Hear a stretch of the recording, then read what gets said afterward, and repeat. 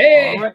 Are we on? All right, cool. Hey, hello, everybody. Welcome to tonight's IncrediChat. We already got some people chiming in. Tonight's a very exciting night here on IncrediChat because we have my props are not all in, but I'm moving. You'll around. see it. Yes, we'll see. So we got a couple of great things happening tonight. So first and foremost, and we're gonna get to him in 1 minute, is we're going to have our very special guest star and our good friend. Puppeteer, Muppeteer extraordinaire, Noel MacNeal. You know him from Bear in the Big Blue House, The Great Space Coaster, Puzzle Place, Between the Lines, Sesame Street, The Muppet Show, and was it Late Tonight with John Oliver, right? Last week. Last Word with John Oliver. Last week. There are so many of these shows. He's on the John Oliver show. So yeah, so Noel is with us tonight. Also tonight, making her IncrediChat debut, we have our one of our new co-hosts, like Vinny and I.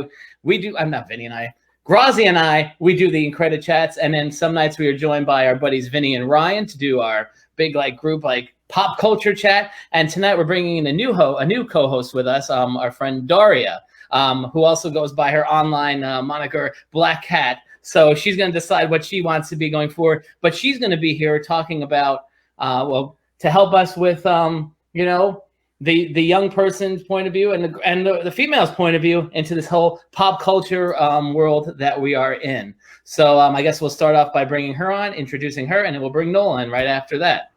Hello. Hello, boys. How are you? Hello, everybody. Good.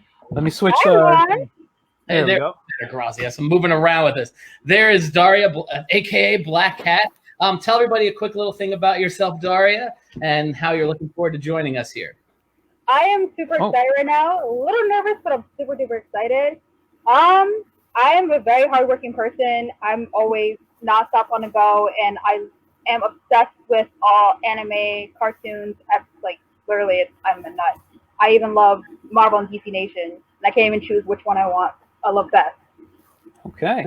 So, perfect fit for our crew here. Exactly. Mike, I'm going to ask you to reach out to Noel. Looks like he disappeared from our backstage here. Oh, no. Oh, no, yes. Guys, Noel will be right back with us. Let me just shoot him a message here. Uh-oh, we lost you, Noel. I don't know what happened there. What did you do, Grazia? Nothing. I just sent him backstage like I did Daria. He felt lonely, that's why, because he felt like you mended him. Cool, but yeah, guys, start sharing in your questions. Anthony, Noel was not on the Muppet Show. I'm just looking here at some of the comments. Anthony Thompson wrote, Noel was not on the Muppet Show. He was not on the Muppet Show, but Noel has worked on several Muppet productions. Noel really got his start on Sesame Street. He'll talk to you more about that. Here he is. Noel's here, but Anthony, Noel did do some Muppet Show family stuff, so he'll talk a little bit more about that later on. Okay, and anything else before I bring him on? Bring in Noel. He's waiting. Yeah, I'm so excited. Here's Noel. Oh. There he is, Noel MacNeal, everybody. Hello, how you doing? Hi. I'm good. How are you guys? Doing good. Doing great. Everybody's safe at home. Everybody fine. Everybody good. Yep. Yep. Yeah. I'm back on breaking my own rules about the sound. Hey, all right. So I guess Josh. I know Josh's name because I know he's friends with you and he's friends with Leslie. Noel. Josh Hankemeyer, right? Do you know? Sure. Sure. Josh is an amazing artist. He's done some great pictures of Lolly and Leslie and Abby. So of course, Josh, hey there, Noel, and he says hello to you too there. And we got Anthony Thompson. We got Anthony wrote a couple of things and a couple other people. Yeah, that's right. So no, I guess he's saying I said it right. Anyway, so no. So tonight we have a couple of questions, and I guess we're gonna let our new host Daria, who grew up watching Bear, go off with one of her questions for you. Sure. Okay, are you ready for my questions? Because I'm always dying to ask this very one question. Wow. See, I've decided already. All right, first question. What was it like being in that suit? Because I know it has to be a lot of work getting in and out of it. Yes, Bear was what's called a body puppet or full body puppet or a walk around puppet. So he's not like a costume like Mickey Mouse or Goofy. So he's actually a puppet. It's just a puppet you wear. And so I would get inside, and he was actually very comfortable. He weighed about like about, I don't know, like something like 40 something pounds, but it was like on a harness and it was off my hip, so I didn't feel it. And so it was warm. One time I put a thermometer inside because people asked me, how warm does it get? And it got up to about like 92 degrees inside. Really? Right. You But it's weren't a dry sweating at all in there? No, it was a dry heat. And no, I was sweating. But that's why we in the first season they cranked up the air conditioning in the studio. So it was freezing. And so at the end of the first season, the wrap gift were fleece jackets. So this way for season 2, people couldn't complain anymore because you just wear your fleece jacket that you got from season 1 every time you came into the studio to crank up the air conditioning to keep the guy inside the bear suit from passing out. And it was the kind of thing where once I was inside, I couldn't like get myself out.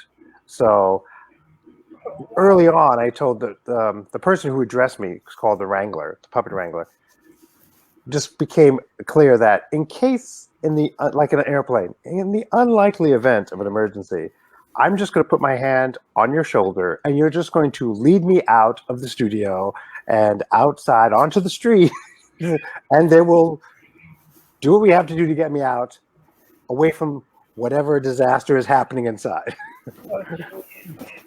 Well, I mean, it's a really big suit, so I can imagine that they're like, yeah, let's send you outside and just there's all this room, so you knocking everything over just to well, actually, there was in the studio, the only way I could see out was with a monitor that was strapped to my chest, so like a little TV set. So what you saw at home is what I saw. So that was my only vision. When I would go to do appearances, like on Hollywood Square or talk shows or children's hospitals, I had a monitor that was connected to a camera in his left eye that you could barely see. It was kind of like if you did this is the vision I had going out into the world. It's like taking your hand like a telescope, putting over your left eye, covering your right. So then it was this very narrow vision, but it helped me see in the outside world. So this way I could actually walk around like, and then doing shows like TV shows like Hollywood Squares. Then I would have a second monitor to have the same feed. So what you would see at home is what I would see. So for Hollywood Squares, Wayne Brady, Donnie Marie, I would have 2 monitors. One that showed me the feed that was fed to you at home, and then the other one was the camera in the eye, so that I could actually see where I was going. How do you even commemorate those two? Like, I know you have to look at one corner, then another corner, and it's like you just get used to it. It's like just like when I was like with Hollywood Squares, which was really fun. I did it because it was 2 productions. One was the revived version that came back that was produced by Whoopi Goldberg, and then she left. Was and that then the Tom Bergeron one? What? That's the Tom Bergeron hosted Hollywood Squares? Tom Bergeron hosted both versions. Okay. So it came back first with Whoopi, and then Whoopi left, and then Henry Winkler's production company took over, but kept Tom on because they knew him as the host of Hollywood Squares. So then it took a while for me to get back on because they didn't want to just do a repeat of like Whoopi guests. So it was a while before I got to go on Henry Winkler's Hollywood Squares, but it was great. And so and he's great. It's like both Whoopi was great, and then Henry Winkler is like super nice. He was wonderful. And so for that, you just have I would have both monitors, and then I could see like what you would see at home. They would feed me what's called the camera cut. So when they would cut to the contestants and then cut to the wide shot and then cut to it a guest. So then when they would cut to Fred Willard or Whoopi or Penn and Teller in their square, I could kind of rest. I wouldn't have to be on. But then when it was Bear, when they would call on Bear, that's when I would look at the monitor that had the feed, not the one that had my vision to look. But I'm the only Muppet, because technically Bear is a Muppet. I'm the only Muppet on Hollywood Squares who actually walked out into his square. because that's what they would do. They would introduce the guest stars, and the guest stars would go in front of the audience, take a bow, and then go back and get into their square. And for puppets like Elmo, Big Bird, Oscar, there was always a screen, and they would set the puppeteer up behind it. So then they would pull the screen away, and they would reveal the character. Bear was the only one who actually walked out with the guest stars, took a bow, and then walked back, and then got into his square and sat down like everybody else, just to keep that whole illusion going. So and I know you just posted a great picture a couple of weeks ago of you, and I know Henry Winkler was in the photo from one of your times with Bear on Hollywood Squares. And I'm assuming, and I mean I don't remember this, but I'm assuming Bear was on the bottom level. Yes, he was. He was either in the bottom center or the bottom. I guess if you're looking at your TV set, he would be on the bottom left or camera left. So he'd be in the bottom squares. No, he didn't climb the stairs. He was always like on the bottom level, either the center or to the left of that. So, but it was great. All right, so we have a couple of questions already coming in. Thank you, Daria, for that. So the first question, and we're gonna go back to Anthony Thompson because he talked about you. Because we mentioned about me working with Muppets, we talked about Sesame Street. So he had one question, one statement, and you can talk a little bit about this. And this kind of goes into your background, Noel. He wanted to know, Noel, how fun was it to film the Sesame Street 50th anniversary special, which I know you were part of, and then you weren't on the Muppet Show, but you, outside of Sesame, you have done stuff with the Muppet Show. So talk a little bit about your entry, because that's really where you got started in the professional puppetry world, right? Yeah, I got this great kind of inside track because I went to college in New York City, in Brooklyn, New York, to a place called Pratt Institute. And back then, Pratt Institute had a theater department, and within the theater department was a puppetry course that was taught by the guy who designed and built Big Bird and Snuffy, and his name was Kermit Love. And no, the frog was not named after him. It's just those weird, freaky coincidences that happened. So no, that's not what happened. And so I took a puppetry course with him, and then during the summer, I would have a summer job working at his studio, feathering, refurbishing Big Bird, because Big Bird would lose those feathers. And so you have to put more feathers back on, and then you have to build Big Birds from scratch for the show and for the live show, like Sesame Street Live. And so the summer of my junior year of college, so I was going back that fall, I would have been a senior, but the theater department was closing down. So I would have literally been in a class by myself. I was the only one left. Everyone else had graduated. And so Kermit's assistant at that time quit. And so he offered me the job to be his assistant on Sesame Street. So instead of going back to college to finish my last year, I went straight to Sesame Street and started working on the most famous puppet show in the world, as well as just getting this great education in TV production. So I would be on set, I would go to the production meetings during lunchtime, I would watch the director, the lighting director, the assistant director, the producers, the stage managers, the floor managers, the puppeteers, the actor, and just watch all of this great education right there on a day-to-day basis. Because back then, I started in 1982, and Sesame Street was still an hour show. And back then, a season was pretty much 132 episodes, and 111 of them were original shows. And so Sesame's season would start in September and end around early March. It was such a sweet gig. It was great. It was awesome. And so just watching this on a day-to-day basis, and then gradually I ended up going from being a wrangler to being a background puppeteer. So that was my association. That started my association with Sesame Street. And I worked on the first Sesame movie called Follow That Bird. And I was the Chairbird, the one who kind of sets up the whole situation with Big Bird, and then background characters. And then I also stood in for Carol. So then there are moments when Big Bird's hiding under a haystack, that's me, or being chased by a biplane, that's me.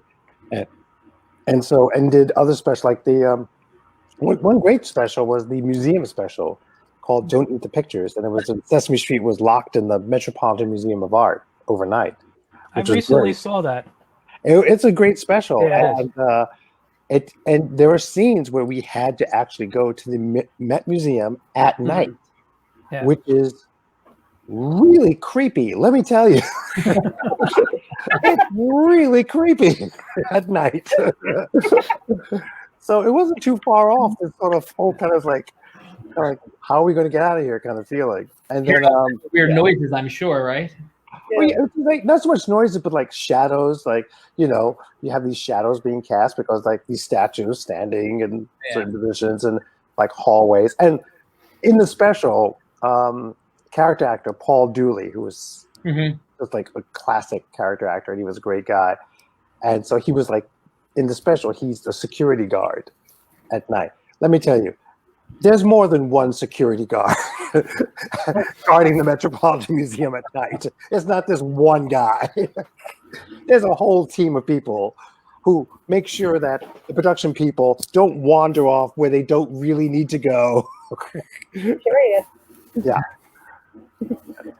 Now, you know, so you know, it's great. We're talking about your beginnings of with puppetry with Sesame Street, and I definitely want to come back to talk about Jim and Carol towards the end. And we're having some questions there. Like Josh had a question, and Jeffrey had some questions about Bear. But so Josh mentioned Eureeka's Castle. I know our friend Jim Martin and his wife Crystal are also watching us tonight. Great space.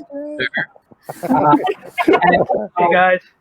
Puzzle Place and Between the Lions. So while working on Sesame, you were part of these other pretty iconic and iconic and memorable shows that at least me and Grazi remember from our childhood.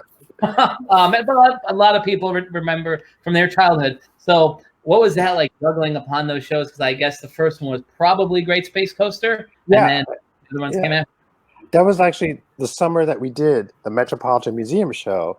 Is the summer I also got to work on the Great Space Coaster. It was their next to last season. It was like season 4.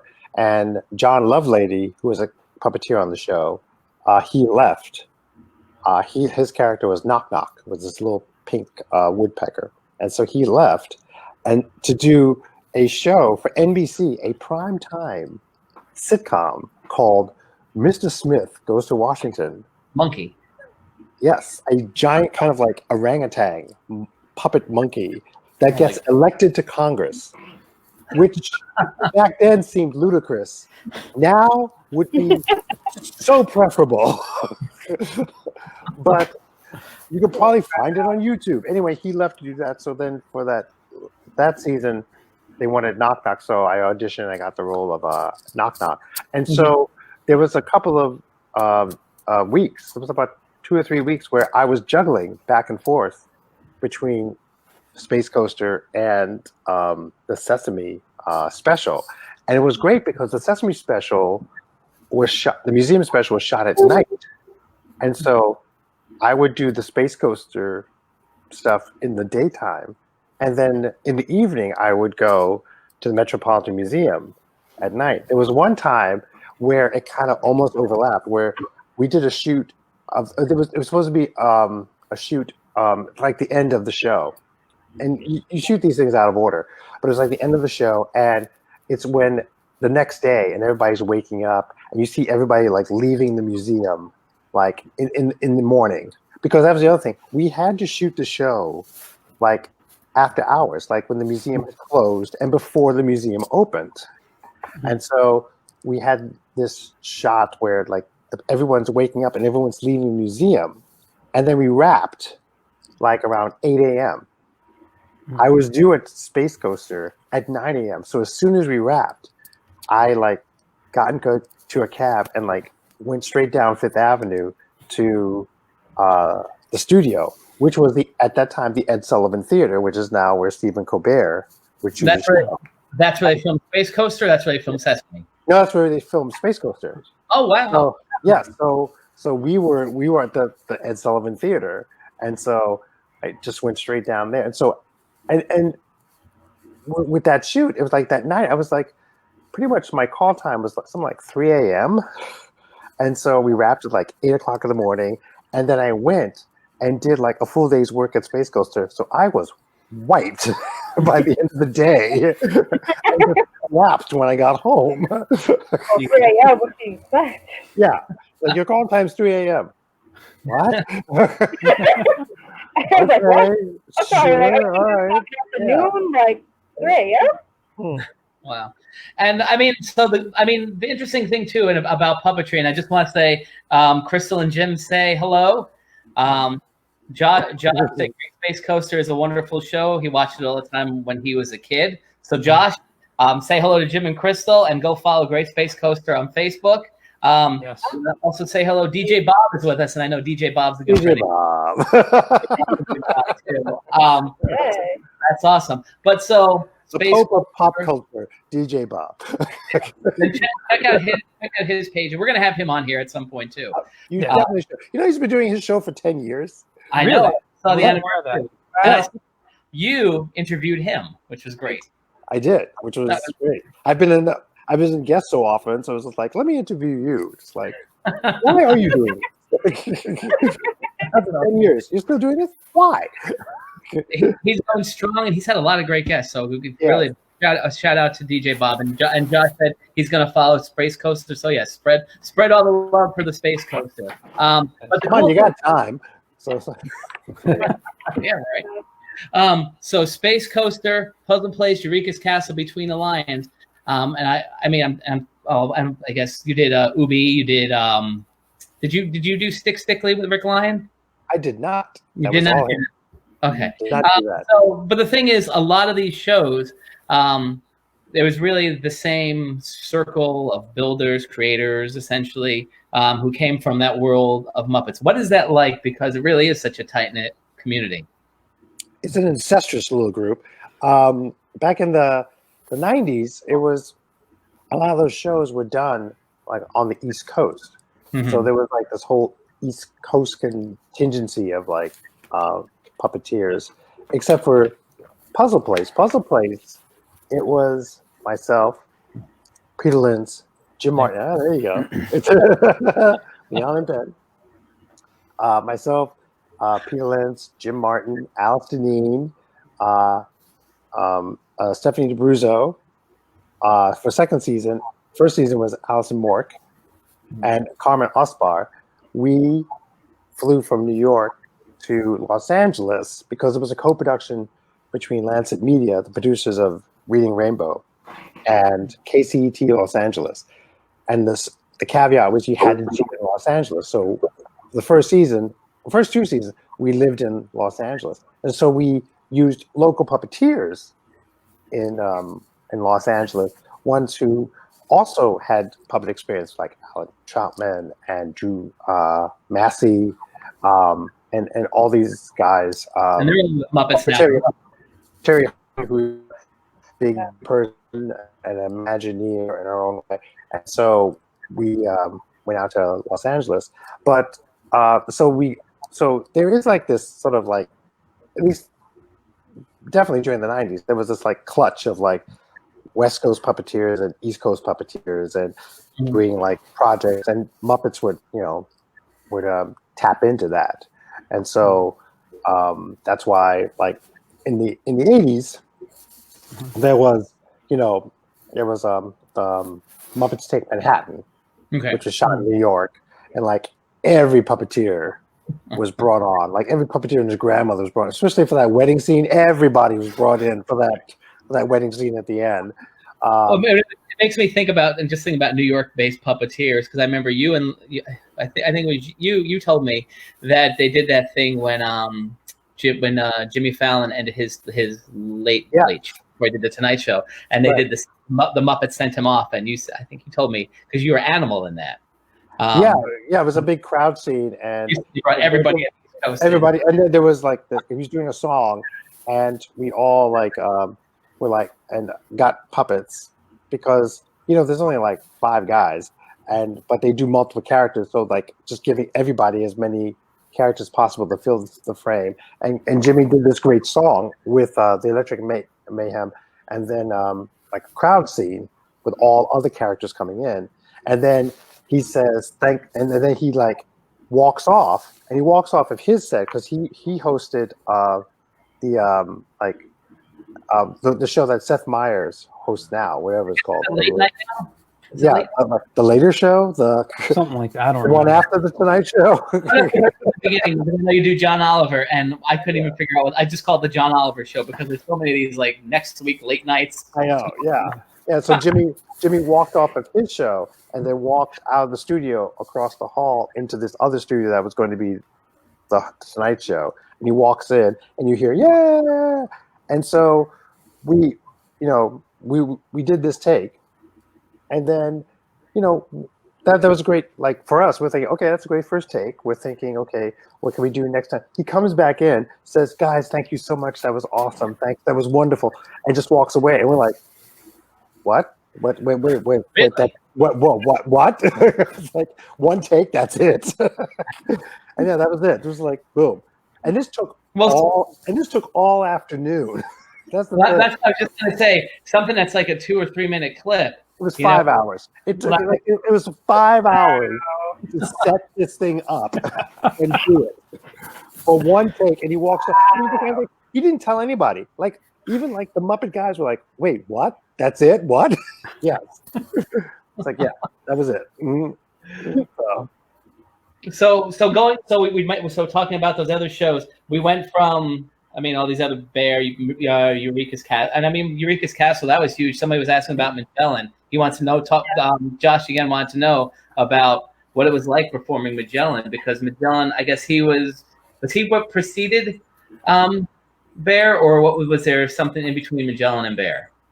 Oh no, he was my first. He was my first like principal character. My first principal character being a part of an ensemble, because with Sesame Street I was always a background puppeteer.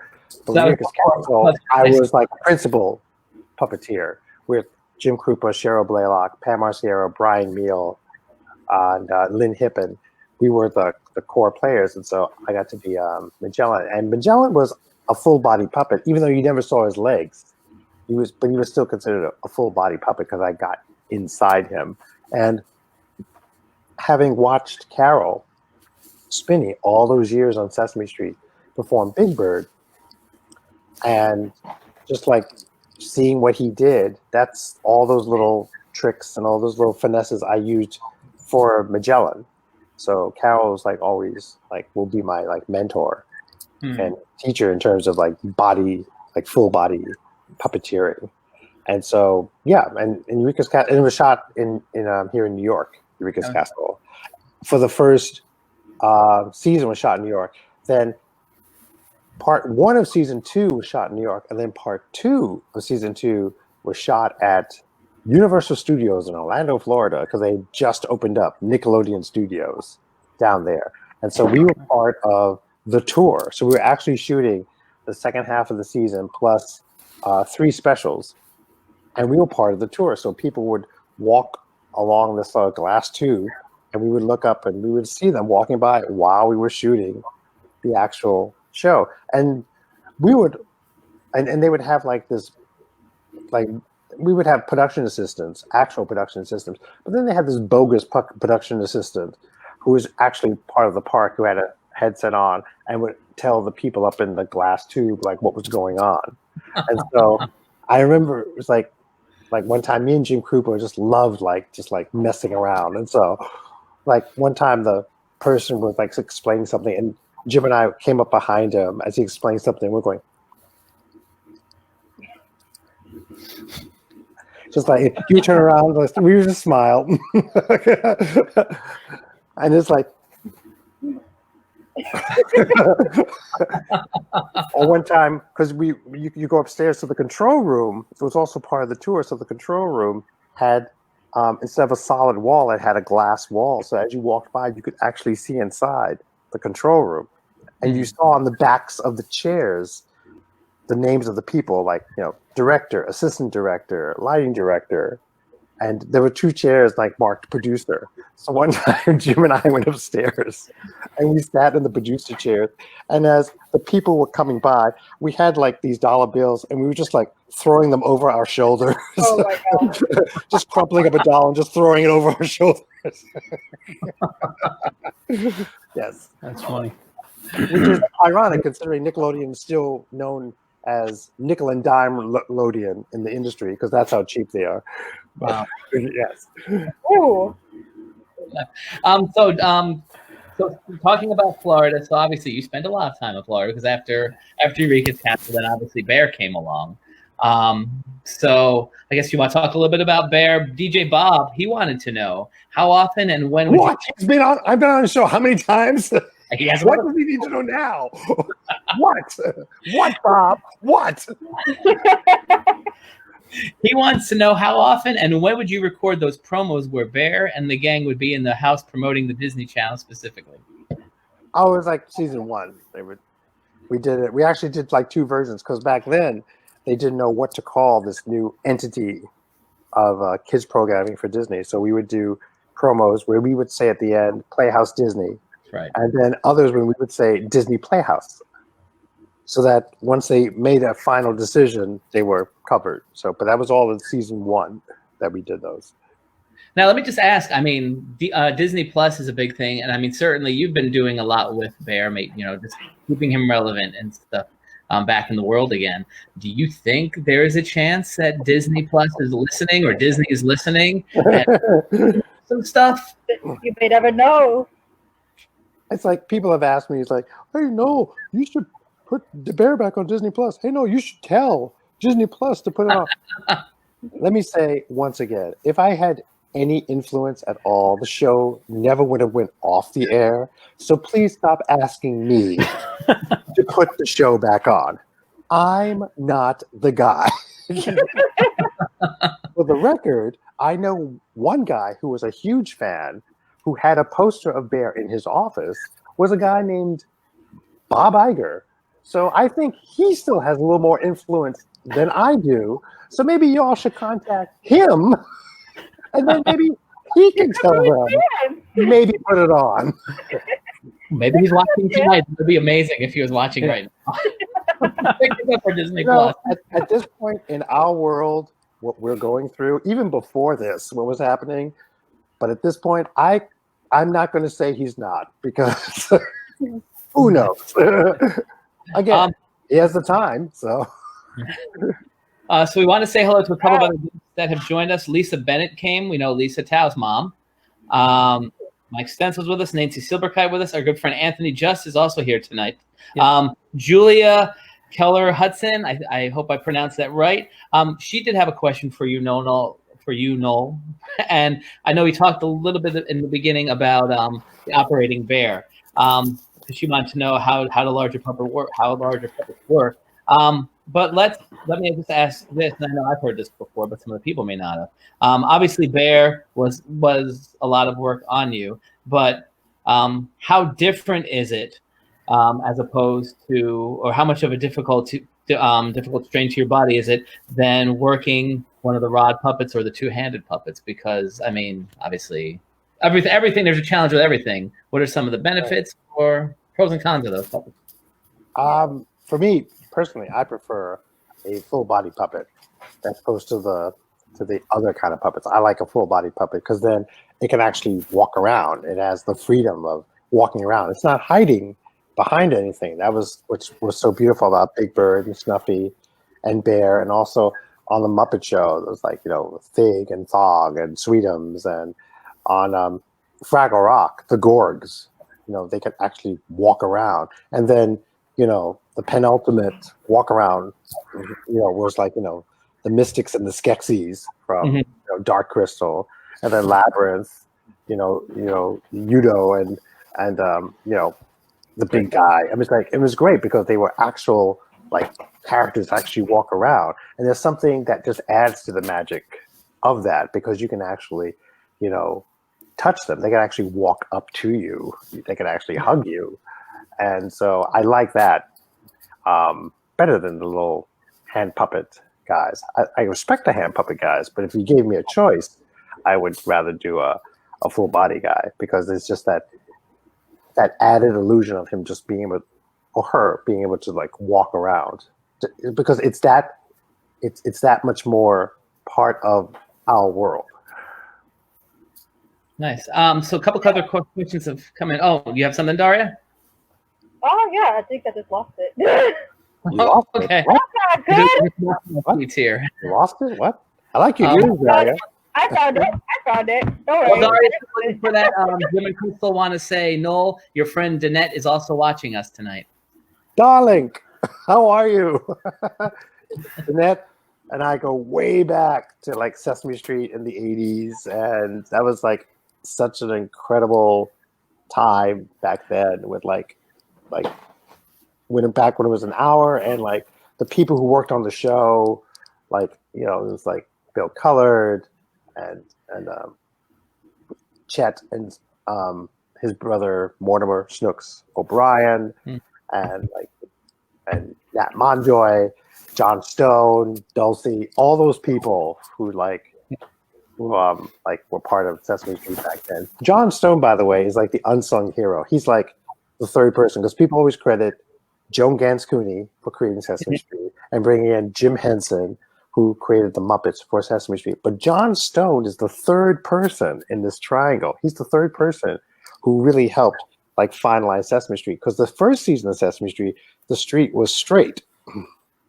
Like there was 1, 2, 3, the arbor, everything was straight.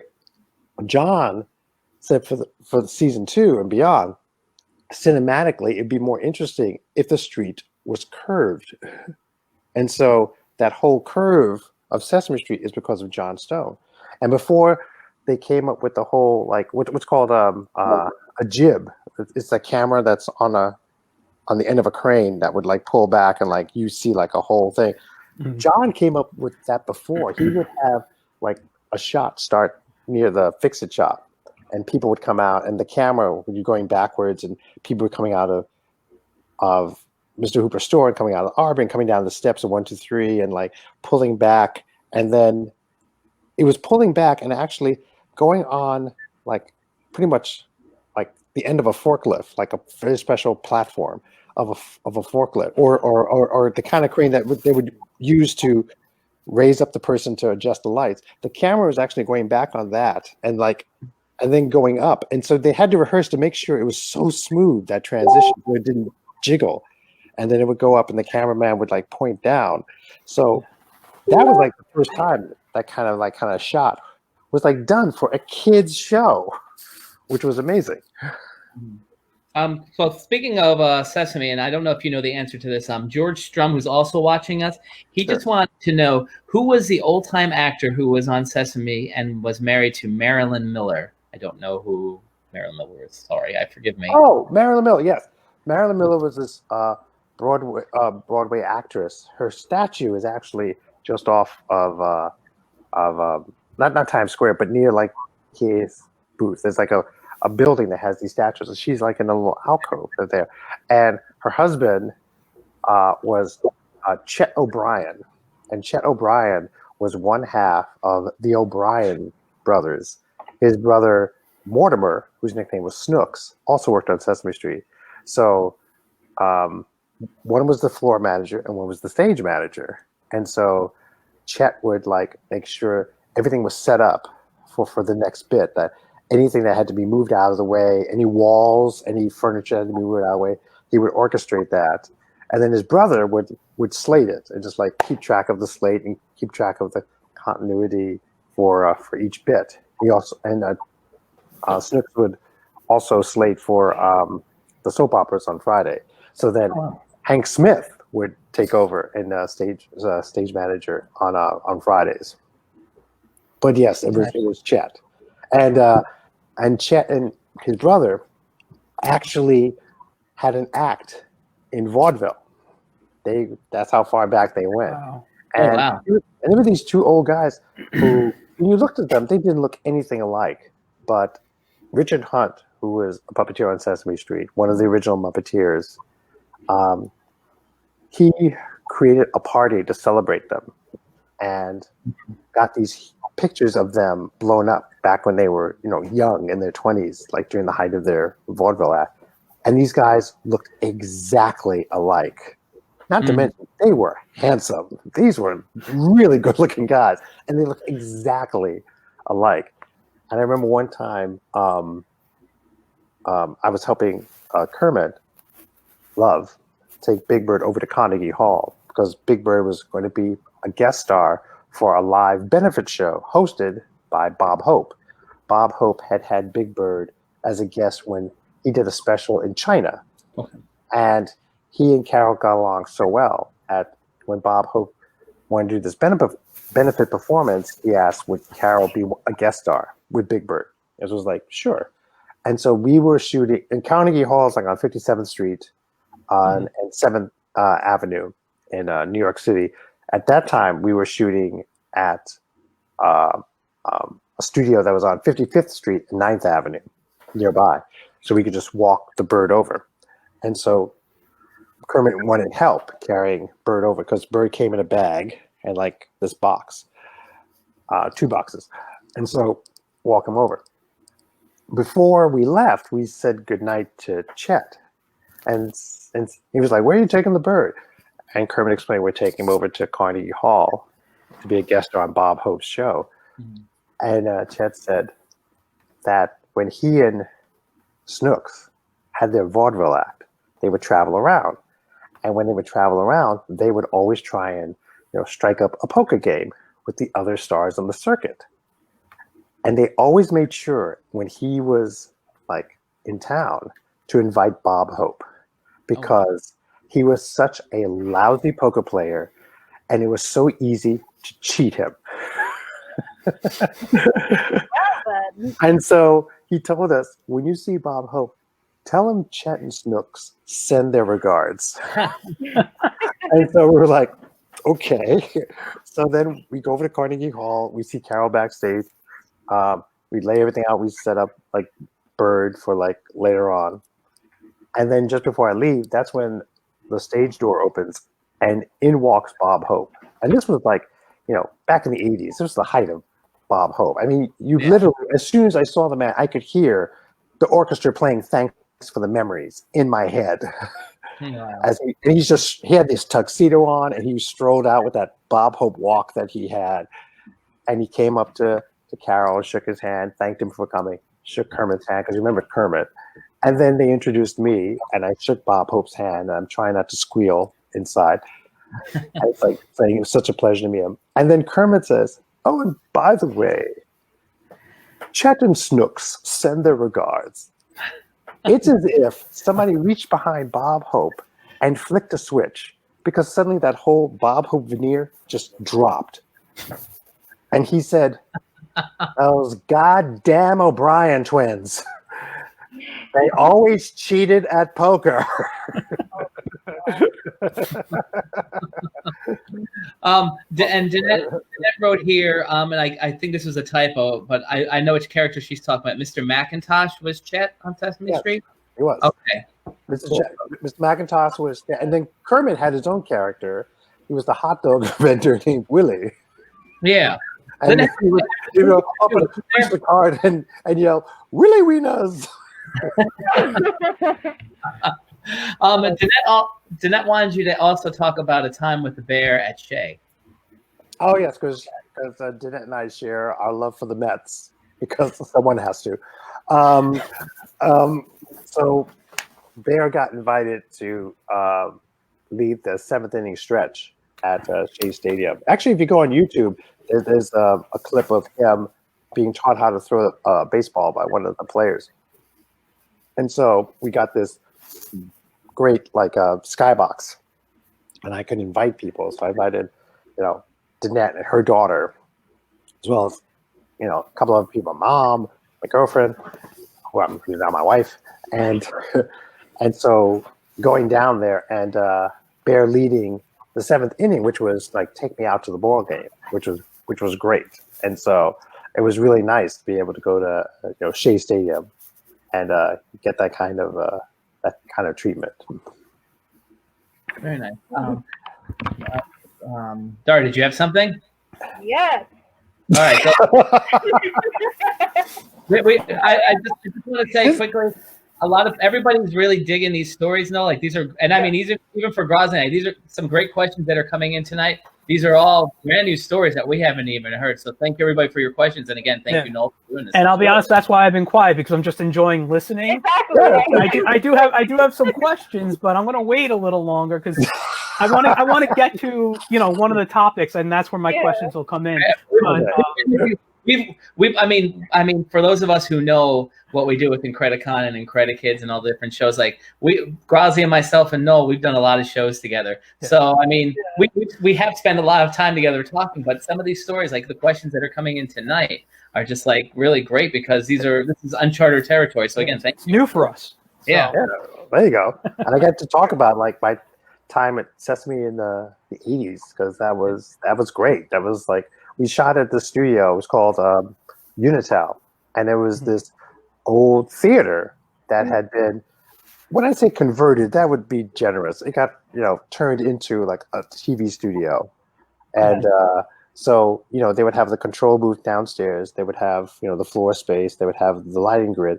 But then we would go upstairs to do the production meeting. So you go up this main staircase, and there would be offices and a couple of dressing rooms. And then there would be another staircase, and that staircase led up to the balcony of the theater. And that's where we would have the production meeting. So we were like above the lighting grid. That's where you could actually see the original kind of like peeling, like Art Deco, Art Nouveau kind of architecture of the theater, kind of like peeling away. And like what it must have been like being this sort of like movie palace once upon a time. And since then, because Sesame moved out and moved over to Kaufman Astoria in Queens, and since then that theater, that building was torn down, and then it got rebuilt, and that's where the Alvin Ailey Dance Company headquarters is now, on that very site. Oh wow! Yes. Nice, cool, Doris. So what did you want to ask? I just want to know, how did you start all this? Like, how did you get your start? Why would a grown man be doing this? Is that what you're trying to say? I'm not doing this. Like, this is kind of amazing. Like, you doing all this crazy stuff that I never thought. Like, you're everywhere. Like, you're doing every little thing. Like, he's done this. He's done this. It's a list going on and on. You're doing this. How are you doing this? What? Yeah. I mean, truly, you've worked with so many legendary people.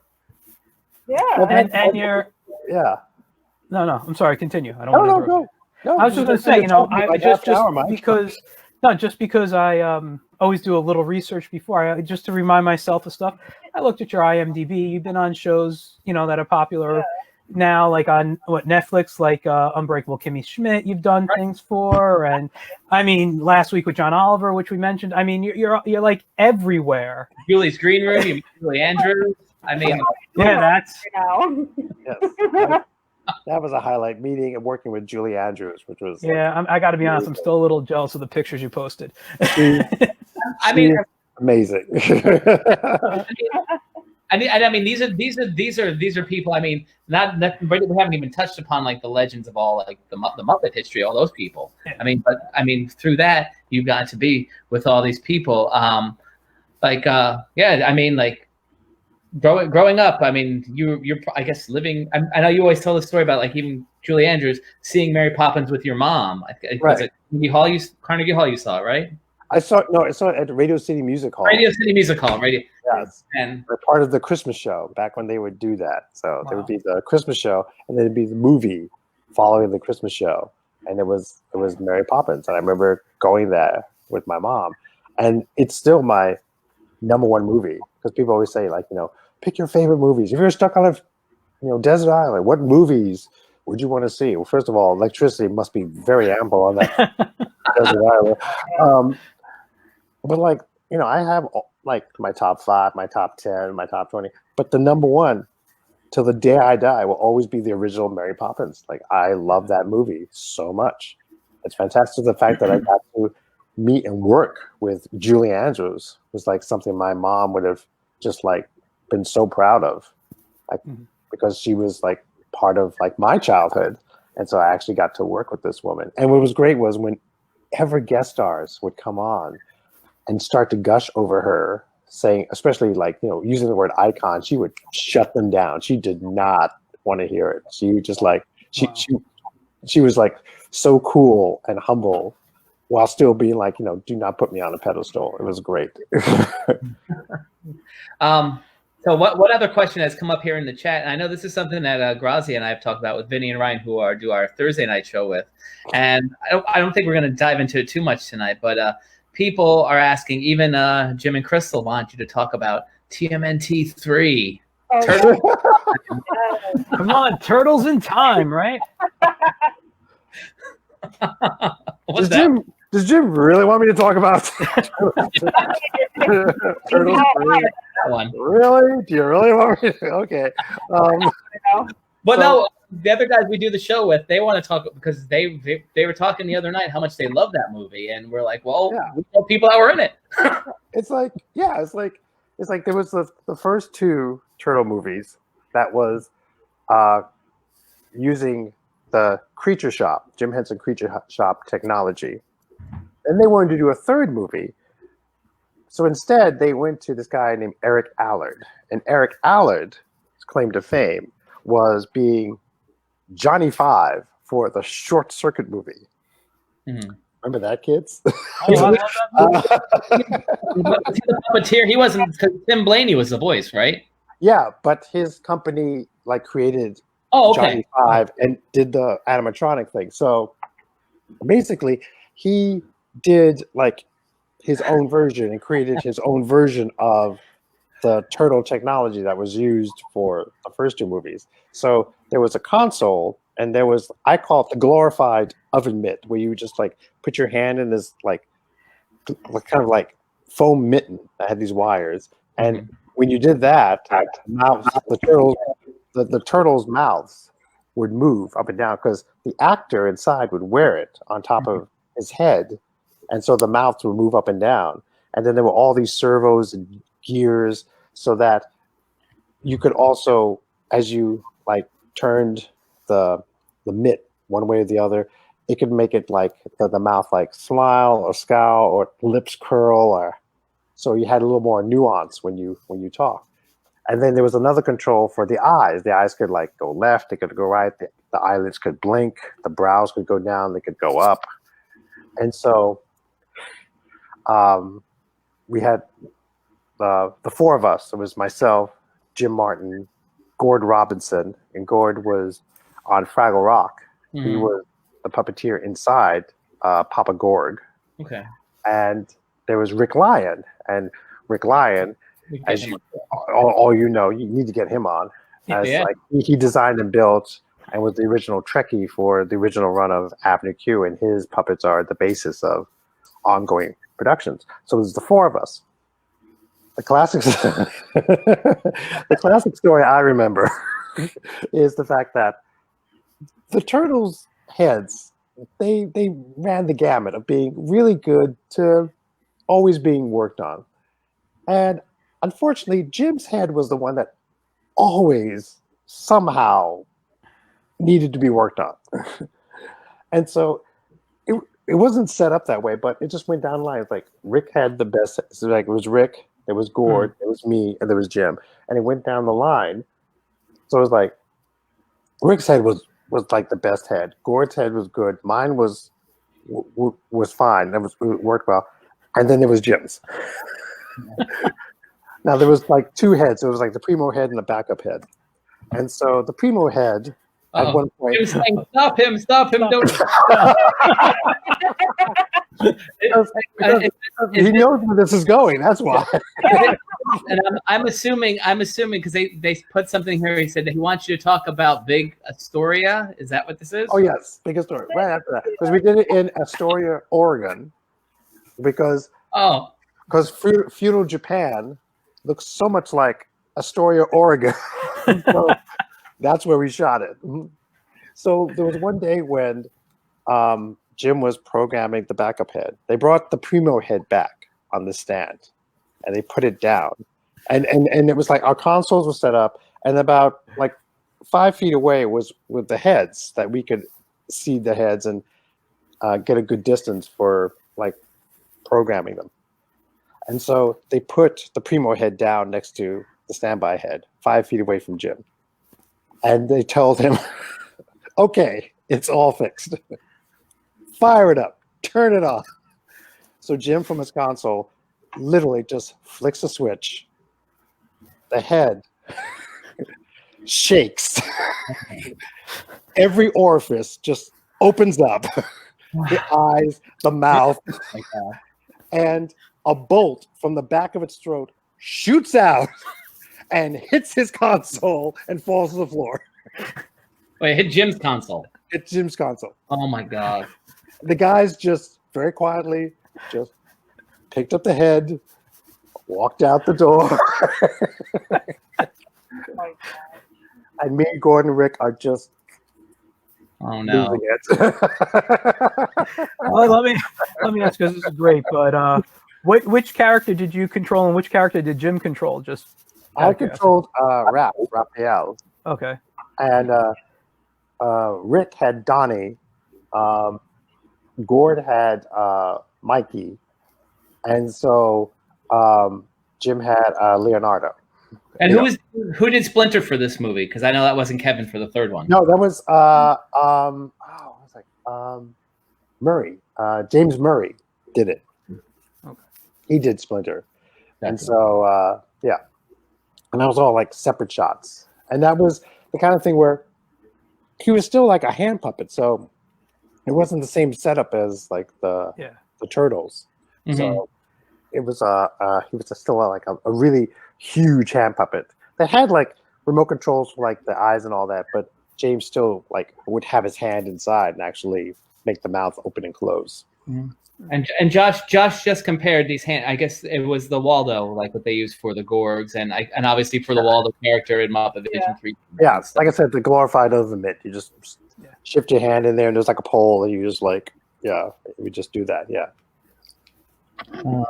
So let me ask this question here. Are we doing okay on time, everyone? Yeah, we're at about an hour. I mean, if you guys are willing to go more, I am. All right, you can go. I'm fine. Good?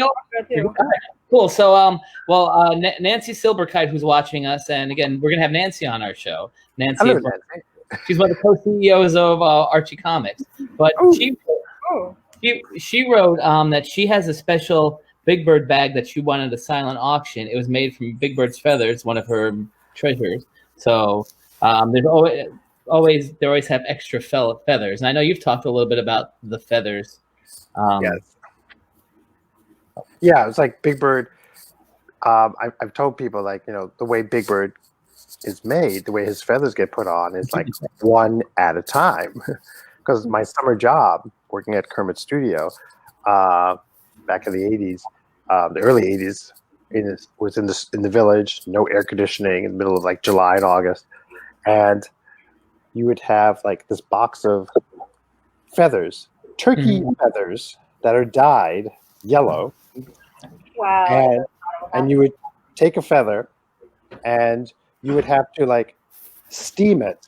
So you have to have the iron like go down its spine. So this way, as it steamed it, it would like curl up. They had that nice little curl. And you would like take it and like stack them. And then once you get a good like amount done, then you go to like the body or the neck and you take like a feather and a hot glue gun and you put a little dab on the end of the feather. One.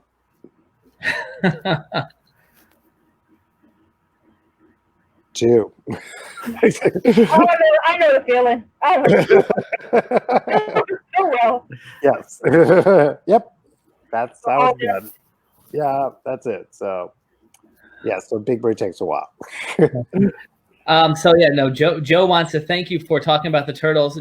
Crystal, Jim's wife, said best time of Jim's life working with you. We had the best time going to long before Target.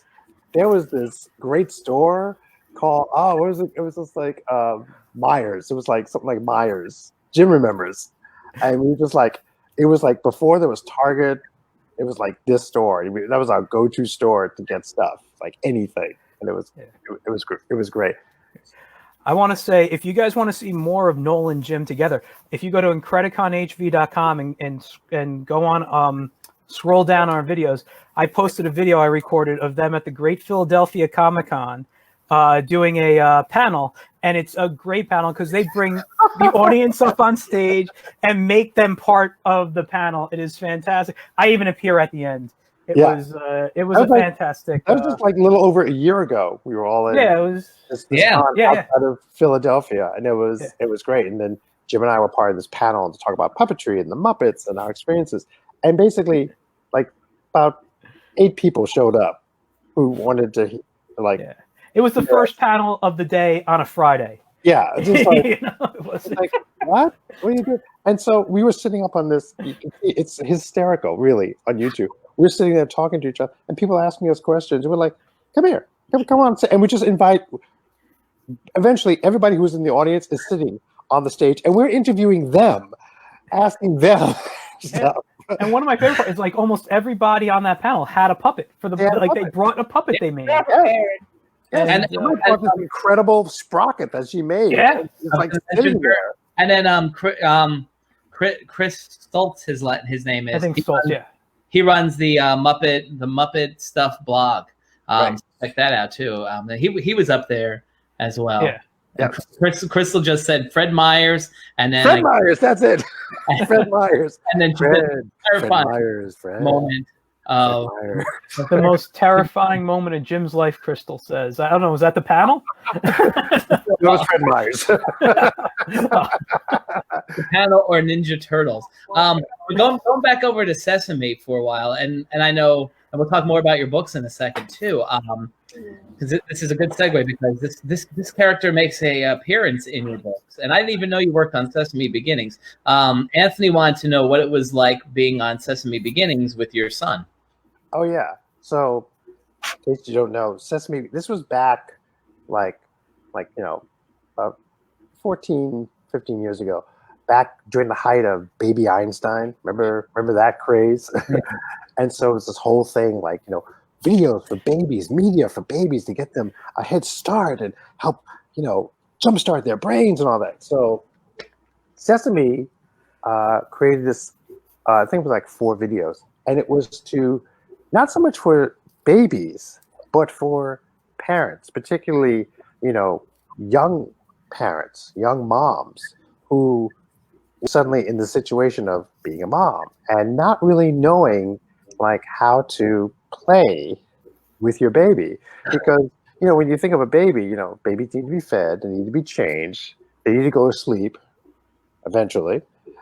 But during that time, like, how do you play with your baby? So it was supposed to be these videos to help parents inexperienced, because basically we're all inexperienced when we're suddenly a parent, but it was to help particularly young parents, inner city parents, like moms and dads, play with their babies.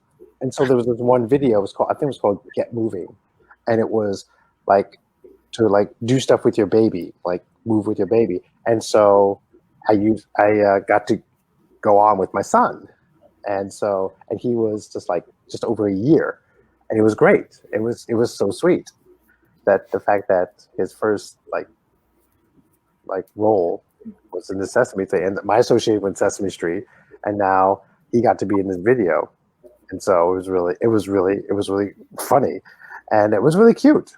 It's a really sweet little video. And the thing was, he also created baby versions of the characters. So there's Baby Elmo, Baby Big Bird, Baby Cookie, and Baby Prairie Dawn, and then they have caregivers of these characters.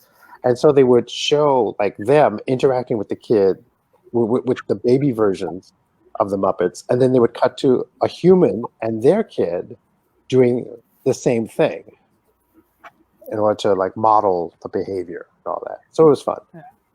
Thinking about just as we're sitting there talking about like stuff, I guess this is probably around that same time period. Another full body costume, and I know we've talked about this a long time ago. A buddy of mine, and you know him, Grazi, Gary Eckerson, who did my Life's a Beach comic with me. Yes, I do. Brother Clarence They did that bike campaign. Yes. In the city, and you rode a full-body puppet on a bicycle. Yeah, this was weird. It's I think it's on YouTube. Clarence would probably know. It's on you. Oh, here's my kitty. Here's my kitty. This is Lola.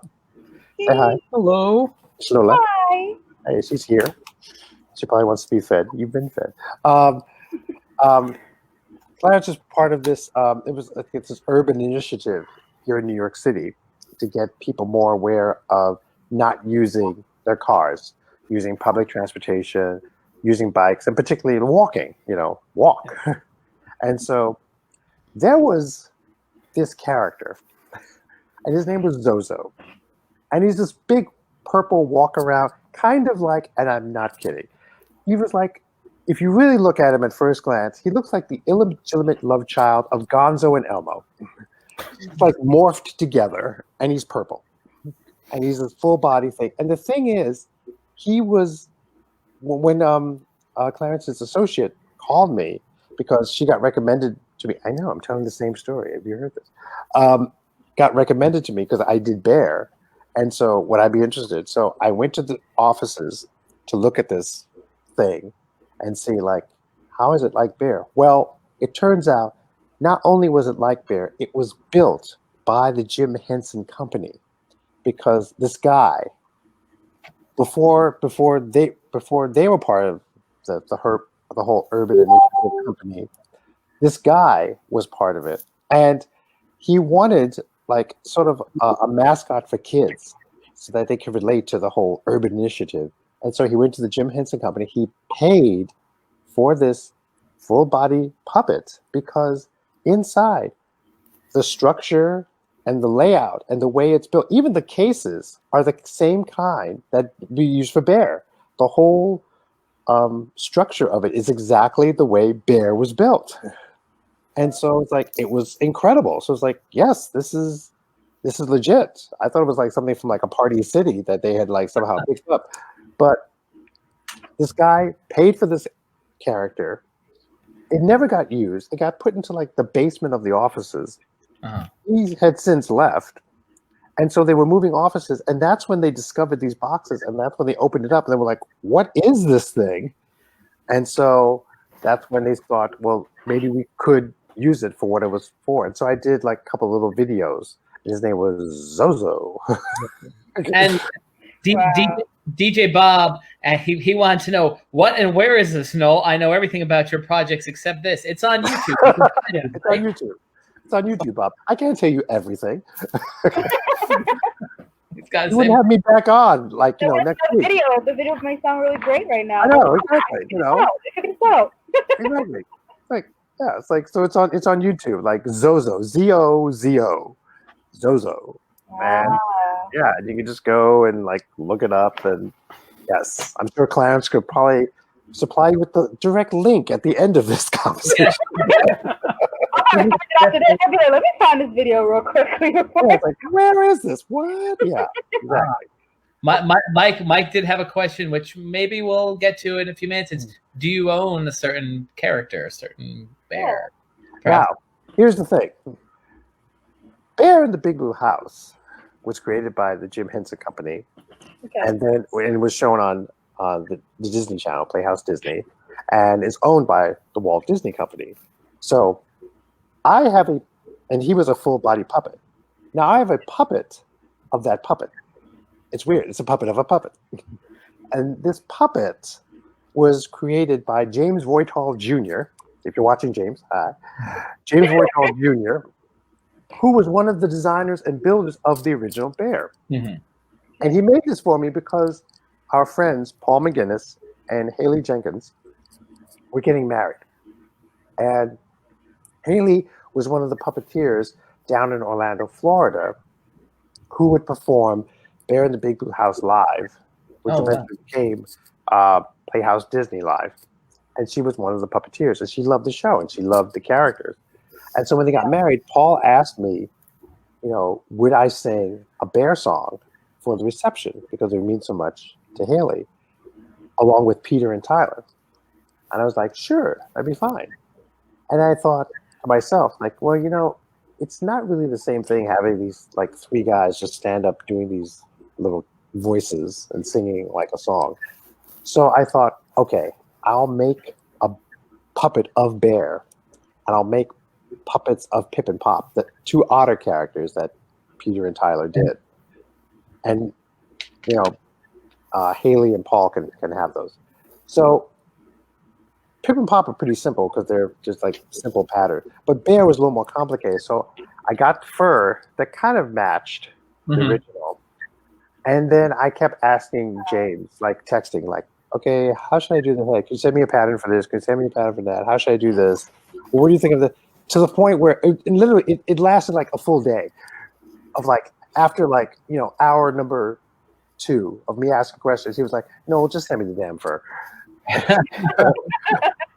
And so I sent it to him. And so the day of the wedding, just before the wedding happened, and we were rehearsed, I got a knock on my door at the hotel, and he comes in with this bag, and he opens up, and he presents me with this. It's beyond gorgeous, this puppet version of this puppet that I got to perform. And so it's been great. So I use him now. I use him now on like Cameo to fulfill requests from people. And I've also used him on a little app called TikTok. Yeah. And that was because of my son, who is 15 going on 42. And he said, Dad, you should go on TikTok. And I said, what's a TikTok? Well, after a 2-minute patronizing explanation of what TikTok was, he said, and you should use your bear puppet. I was like, why? He said, because millennials, they're on TikTok. They love Bear. They grew up with Bear. They would love it. And I was like, oh, sure. You're like, you know what? We're stuck here. Let's try this. We got nothing else to do. Sure. I mean, why not? So I did this little video of me, literally, it's like me and like the puppet right beside me. It's like, I'm Noel MacNeal. I'm on TikTok, and we're gonna have and the bear puppet says, and we're gonna have a lot of fun together. And by the way, you smell really good. That was it. That was the first video I put out. Just like, and I was shocked, like how many people just started like just commenting and just like liking this thing. To this day, it's got almost 1 million people having seen this. It's insane. And so I just like every now and then like put little videos on with Bear of like Bear singing like the Shadow song. I did one where there's this thing on TikTok, where you can do a duet with people so that one person's on one side and you're on the other. So I thought, oh, well, I'll have Bear sing the goodbye song, and then people can be the moon, as Bear explained, and sing along with him. And it is amazing and just beautiful, the duets that have come from this little thing. There are people singing along with Bear. There are people doing live accompaniment. There was someone who was sign languaging with Bear. Really? Just singing together. It's amazing. And then the latest one I did just last week was Bear congratulating the graduates of 2020. Particularly because of everything that's happened and not getting a ceremony. So I quickly made, like in 20 minutes, this little mortarboard, little graduation hat, and a little like shawl, and him stepping up and congratulating everybody and saying, no matter where you go in life, no matter what destiny leads you, remember one thing, you are still smelling really good. And I just laid it out there. I am still getting so many people like thanking me for Bear, for their childhood. This means so much, and it's really pleasing to me that I've made so many people happy. It was also very humbling how many people still relate to this little character from their childhood, and so many people have said, Bear started my childhood, and now I get to see him congratulate me as I move on to adulthood, and that just like blows my mind that it actually has that effect on people. So. Yeah, it amazes me how it has an effect on kids. Like I said, my boyfriend has worked with kids with disabilities, and he told me like, yeah, I have 2 of my kids that sing one of the songs before he like goes to sleep, because he does residence and he does like schoolwork with them. They're just singing a song as they're doing their craft. So, like, I mean, it keeps them calm. So it's like, I'm not gonna say anything. Right. Yeah, because you started freaking out, and the kid is like singing one of your songs, and he was like just shaking, rocking. He's like, you know what? He's fine. He's like, all right, I'm done. Oh, Okay, that's pretty cool. Yeah, That's really awesome. Bear was great for kids with autism and special needs who were still like, in their 20s now, and they still like watch the show because it's still this great go-to for them. So that was like part of the magic of this show and these characters, not just Bear, but like the whole show. It wasn't loud, it wasn't in your face, it was always sincere, and it was a show that everybody could watch, not just little kids. It was like for everybody to sit down and watch. And so Bear even showed people how to wash your hands for 20 seconds, and you can even sing a song and wash your hands and singing the goodbye song while you're doing it. And so that actually got me on an interview on BBC World News. Really? Yeah, because a guy who in England who grew up a Bear is like the talent coordinator or the interview coordinator for BBC World News. And we're doing a segment about how celebrities are helping people cope with the quarantine and reminding about like hygiene. And they showed my little clip from TikTok, and then I got to be live on BBC World News. News, right? Talking about It's like, you're someone saying, "Hey, go on TikTok. This is what happened." Be like, okay. It was funny because then the interviewer told me afterwards that because she's in England and she's interviewer for BBC World News, but she grew up and is from New Zealand. Oh, wow. And New Zealand didn't have Bear. So she had no idea who she was about to talk to. And people there in the studio were explaining and pretty much almost grabbing her by the shoulder saying, "You don't understand. It's Bear." It's like, it's just like, huh? What? She's what like, are you talking about? Bear? No, it's Bear in the big blue house. All right, I actually no, I wanted to actually ask you a question. Michael's here. Hi. Yes, finally, right? Because you were mentioning Bear, and we have a bunch of people that just popped on now too. The man's talking. Hold on. It's okay. I'm used to Mike interrupting me. We just want to say hello to John Perry. We want to say hello to Rich Carosa, Paul Lewis, Bill Beretta. He popped in, so let's go. So you were just mentioning Bear was great for kids with autism and stuff. I want to talk to you about the Show Me Show. Hey, you started, really about for that. So let's talk a little bit about that. You tell us about what that is.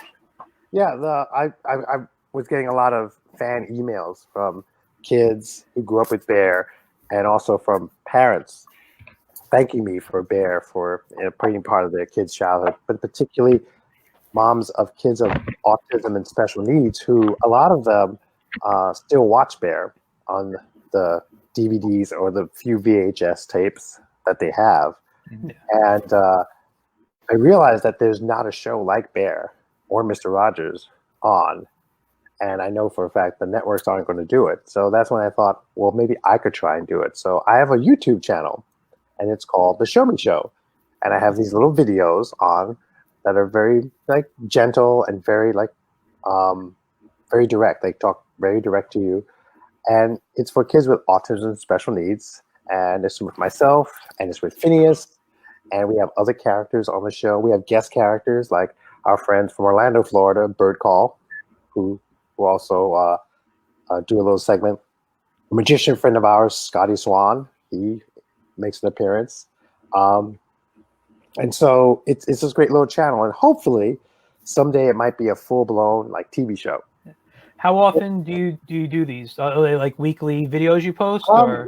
They're not weekly. They're I try to do a bunch, and then I space them out. I put them out as much as I can.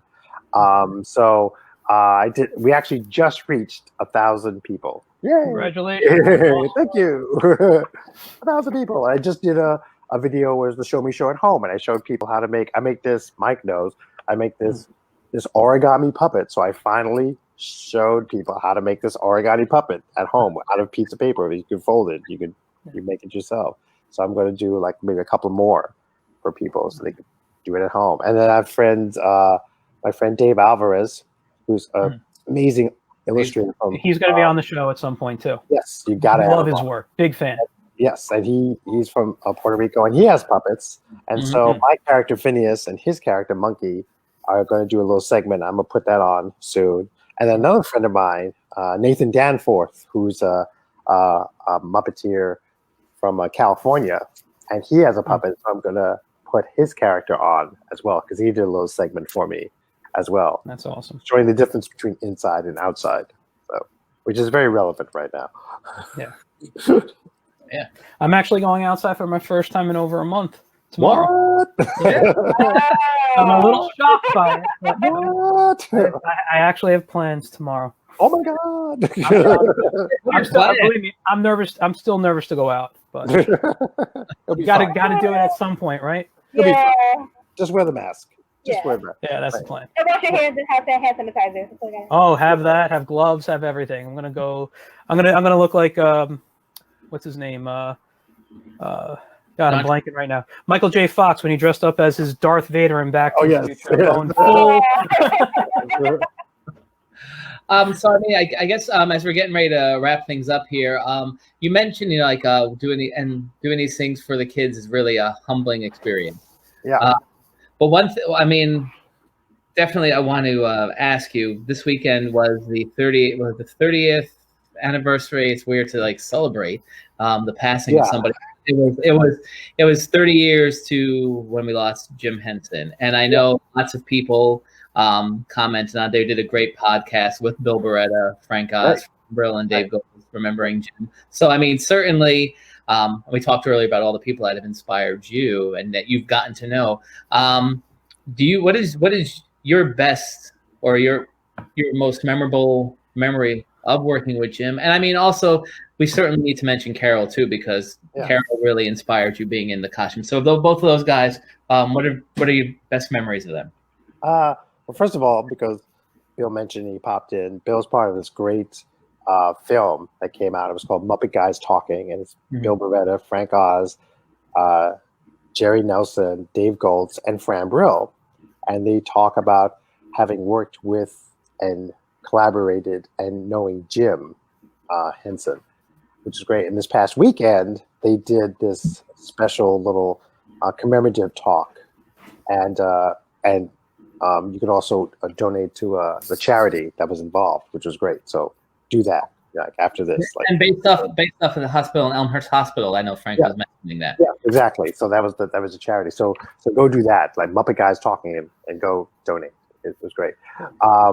So I got to know Jim when I started working on Sesame Street, and unlike Google and YouTube, I couldn't go on the computer and look up a reference of how to puppeteer. First of all, there was no Google, there was no YouTube, and you really think about it, there was no computer. So we got nothing. I was blessed with it. Exactly. Right after they invented fire, they all took a break, so we had to just cope with what we had. So I had to actually watch Jim Henson and Frank Oz and Richard Hunt and Jerry Nelson and Fran Brill and just see what they were,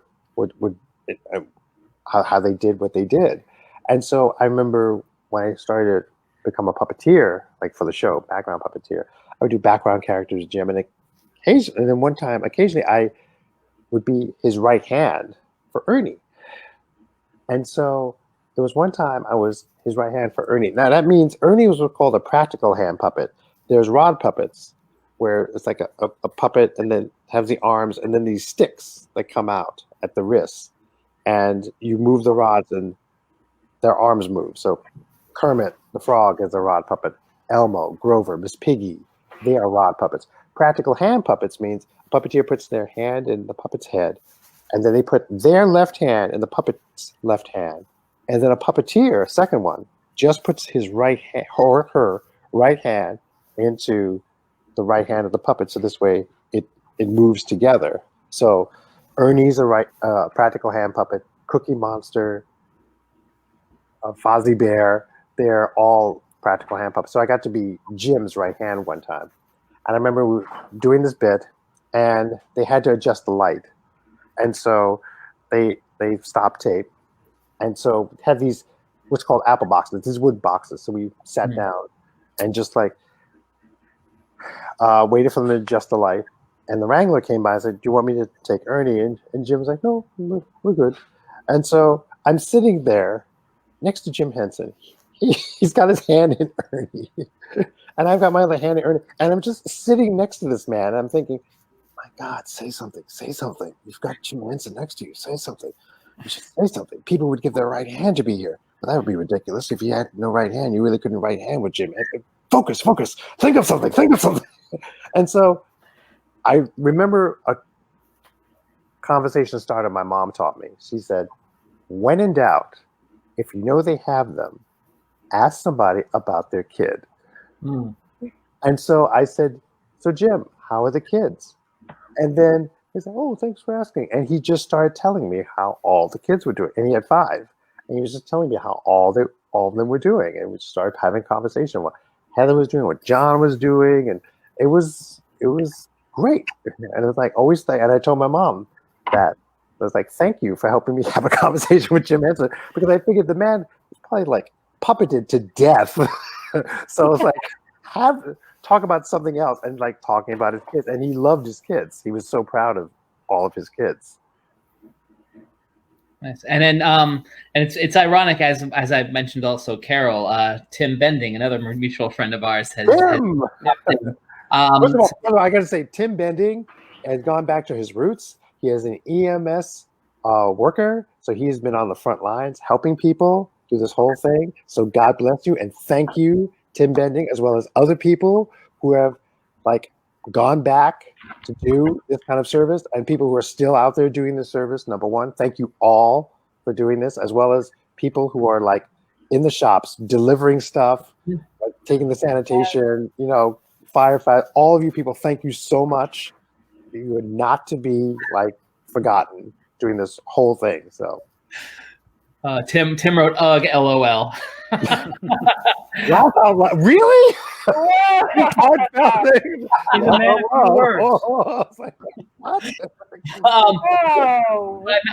meant humanity. That's a laugh.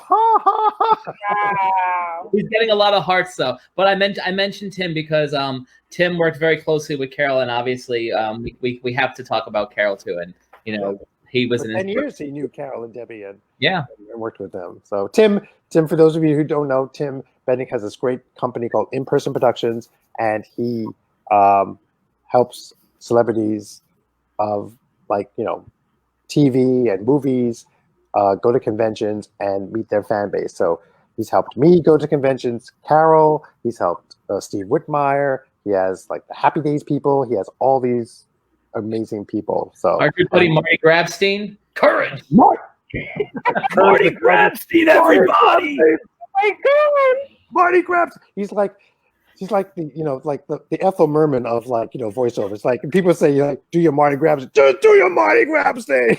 It's like this kind of voice. But do you have a good Carol memory that you'd want to share with everybody? I do. I have so many of Carol and Debbie, because the reason why Carol was who he was because of his wife, Debbie Spinney, and they were like such a great couple. I just remember one time, went back when I was wrangling for Carol. The 3 of us were going up to Canada, to Toronto, so Carol could co-host a parade, the Eaton Parade. Eaton was like Canada's version of Macy's, and so it was a Christmas parade. And so Big Bird and Oscar were going to be the co-hosts. And so we were flying up. And back then, Big Bird was, the bulk of him was like in this really big, huge drum, this big, huge, round, black drum. And you would take the head and the neck and put them in this yellow bag that almost looked like an egg and hang it from the lid and then put the other stuff on the bottom. And so we got on the plane. We're sitting in the back, literally, like Carol and Debbie are on one side of the aisle. I'm on the other. There's an empty seat next to me. And the plane's about to take off. I have time. I go to the bathroom. And then while I'm in the bathroom, I hear this little knock on the door. And Carol says, no, they need to see you up front. What? So wash my hands. I go up front, and I have to, there's something wrong with the drum. And so I have to walk down the stairs outside of the plane, and it's open, and they can't fit the drum into the cargo hold because it's too big.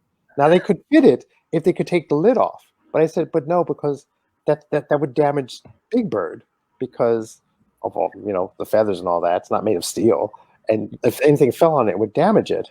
So I remember one thing that Kermit would do, and so I asked the seat next to me. No one's sitting there, right?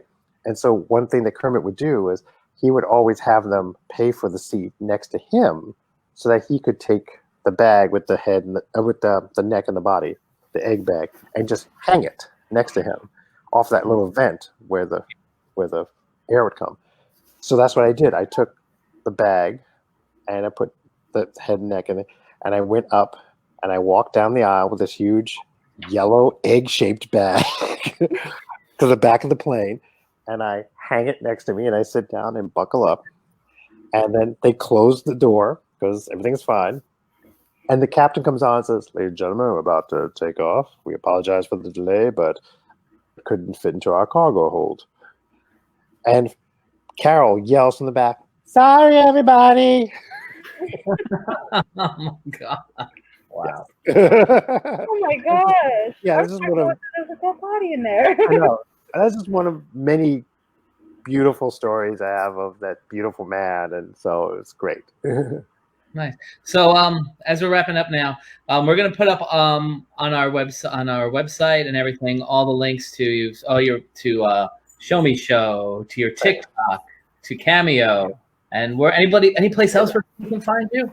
There's Instagram where I'm at N MacNeal, and tomorrow, by sheer coincidence, going with the whole he's everywhere thing, tomorrow I'm premiering a brand new weekly podcast where I read stories, and it's called Noel's Book Nook, and it's on Anchor. So if you go to anchor.fm or you download the Anchor app, then you can hear me read stories each week. That's great. So that's new. Fantastic. So I don't know, Grazi or Daria, anything else you guys want to finish up with? I think I'm good. I'm glad you stopped in tonight. You gave us some great stories I've never heard before. Yeah. So, and that's why, and like I said, that's why I've been quiet the most of the show. It's just fun listening to you. I've just been going like, what? He did what? What? That's insane. What? I do want to say though, before we go, I love your shirt. I did not get a chance to say that before. I'm a big fan. What? Maltese Falcon is from my wife, who's a mystery writer, Susan Elia MacNeal, author of the Maggie Hope Mysteries, available on Amazon and your local independent bookstore dealer. Her newest one, The King's Justice, just came out. Get it? We'll put those links up too. Absolutely. Yeah. Perfect time. I'm happy to put up her links as well. Yes, exactly. Cool. So, if you don't mind, one more person would actually like to say hi and say goodbye to you guys. Oh, absolutely. Okay. Yeah. Hi there. Oh, hold on. Let me give you the screen for this. I'm going to give you the whole screen. Hello. There. Oh, yeah, you have the whole screen. Oh. Okay. Hi there. How's it going? It is going great, Bear.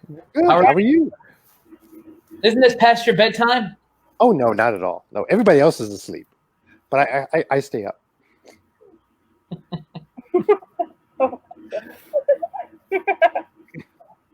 We're getting a lot of hearts on the screen now. Yeah. Hello, Bear. Stop. Making me shy. Oh, stop. And Tim says you smell beautiful, Bear. Yeah. Really? This is Bear. Thank you. You are all smelling really good too. Thank you. Thank you. I'll skip my shower tonight then. No, really, Michael, don't.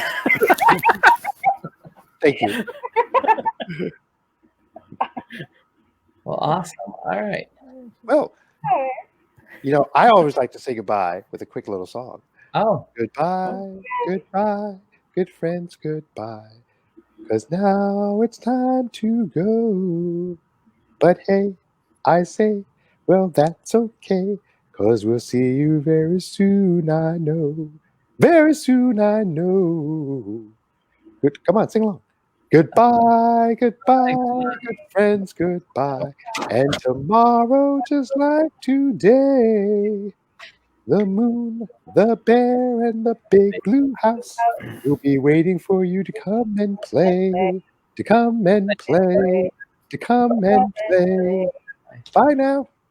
See, I remember that was at the end. Got it, Daria. Really? That's all you remembered, Mike? Really? Really? Yes. I love you so much. Daria. So I like your ears. I like your little ears with your little headphones. That's very nice. Oh, I didn't realize it was headphones. I just realized. I thought that was I knew they're headphones. But I thought You didn't realize they're speakers. It looks like. No, Mike, you actually thought they were her ears, didn't you? no. I thought they were like a headband with the headphones combined. Sure. I have beautiful ears. Anyway. Bye, Bear. Bye. So, ladies and gentlemen, again, thank you so much, Noel, for joining us. Sure. Yes, thank Thanks you. for having me.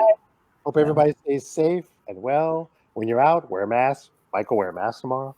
I always do. Don't be that guy. Wear a mask. Oh, don't worry. Don't make me glare at you. Wear a mask. No, don't worry about me. You know me. I'm Mr. Safety. That's it. So, Like, Daria, it was great to meet you. Welcome. Yes. Did you have a good time? I did. Like, I'm screaming in my head. I'm trying to scream right in person.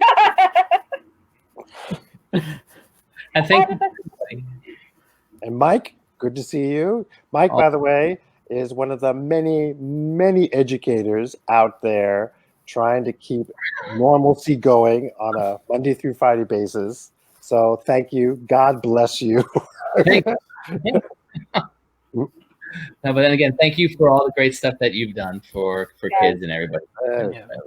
Okay, I hope it's Thank you for all of our audience tonight. Oh, one quick thing, Lisa Bennett wanted to ask that the other day you did an unboxing, and you got a little alien guy. She just wanted to know, is there a name yet for him? No, there is not. I'm going to like pull together Gordon Smooter of the Puppet Forge, who you can also just add his link. Why not?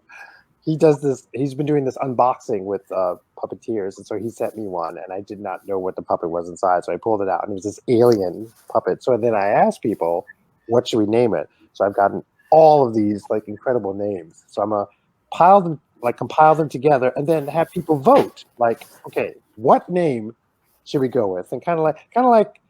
You know how they do March Madness, like the final, down to like the final battle. So I can drag this out for a couple more weeks, so we can do it. Sure. Because again, we've got time, so why not?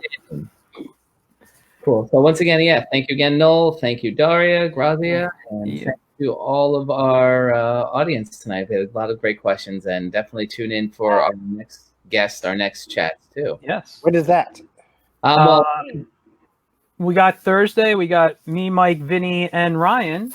We're going to be chatting. How do you say his last name? Ryan Kaki, his name is. Kaki. I'm bad with names. I'm sorry. Okay. But all right. And who's the guest? no guest. It's just us. Just talking. Chatting. Just chatting. We pick a topic. I think this week might be a little bit about Star Wars. We've been talking about. But I feel that we have just bridged because Ryan and Vinny, and I mentioned this to Noel and to Jim and Crystal.